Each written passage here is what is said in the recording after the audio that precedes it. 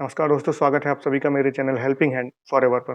दोस्तों, डीबॉक industries limited company अपना right issue लाई है। तो यहाँ पर देखें तो कंपनी जो इनकॉर्पोरेटेड हुई थी वो 2008 में हुई थी।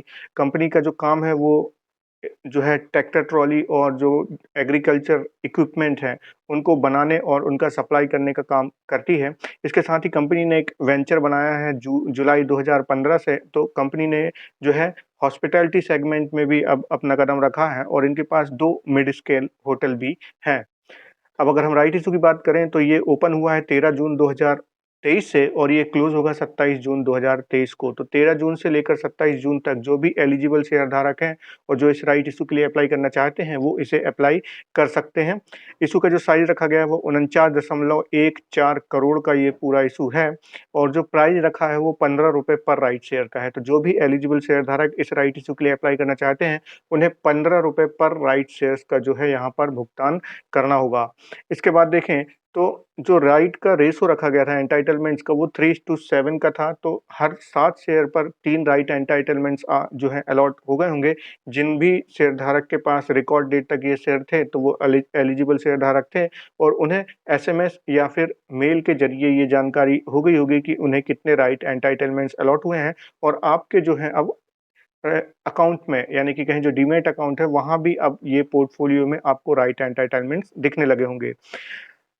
अब बात करें कि जब भी राइट इशू ओपन होता है तो ओपन डेट के साथ ही इसके राइट एंटाइटलमेंट्स की ट्रेडिंग भी स्टार्ट हो जाती है। तो राइट एंटाइटलमेंट्स की जो लास्ट डेट है ट्रेडिंग की वो है 21 जून 2023 की। तो जो राइट एंटाइटलमेंट ट्रेड होंगे वो 13 जून से लेकर 21 जून तक होंगे, मगर जो एप्लीकेशन करना चाहते हैं वो 13 जून से लेकर 27 जून तक जो है आवेदन कर सकते हैं।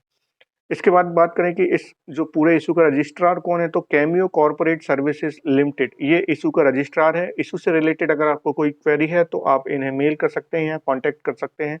इनके फ़ोन नंबर पर ये आपकी क्वेरी रिजॉल्व करेंगे।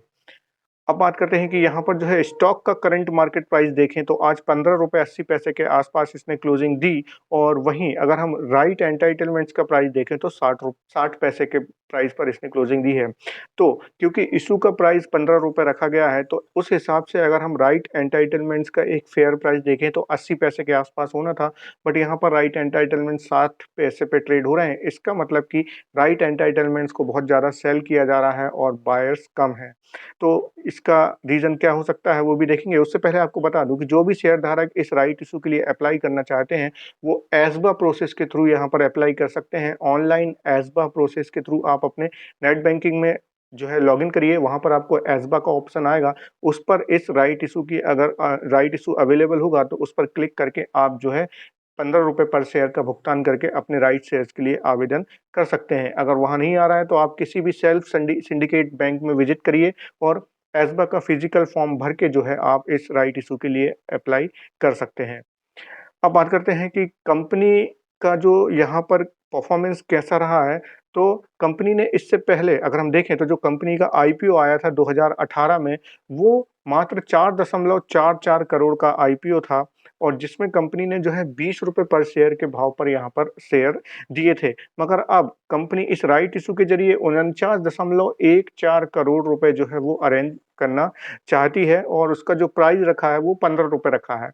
ठीक है, तो अब इस हिसाब से देखें तो 15 रुपये 80 पैसे पर अभी ये ट्रेड कर ही रहा है और इशू का प्राइस भी 15 रुपये है। तो बहुत ज़्यादा डिस्काउंट भी नहीं है और उसके बाद अगर कंपनी के फाइनेंशियल देखें तो वो भी पॉलिश्ड किए हुए लगते हैं, कोई उतने ज़्यादा यहाँ पर वो कॉन्फिडेंस भी नहीं दे रहे हैं। इसके बाद प्रमोटर की होल्डिंग भी 36.66% की ही है कंपनी में मार्च 2023 तक अगर देखें।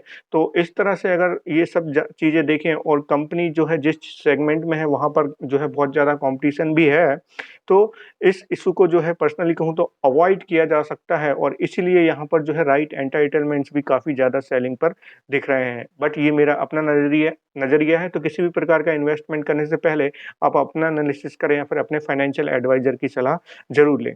तो ये थी जानकारी डिबॉक इंडस्ट्रीज लिमिटेड का जो राइट इशू आया है। आशा करता हूँ जानकारी आपको पसंद आई होगी। प्लीज़ लाइक कीजिए वीडियो को, सब्सक्राइब कीजिए मेरे चैनल को। Thank you.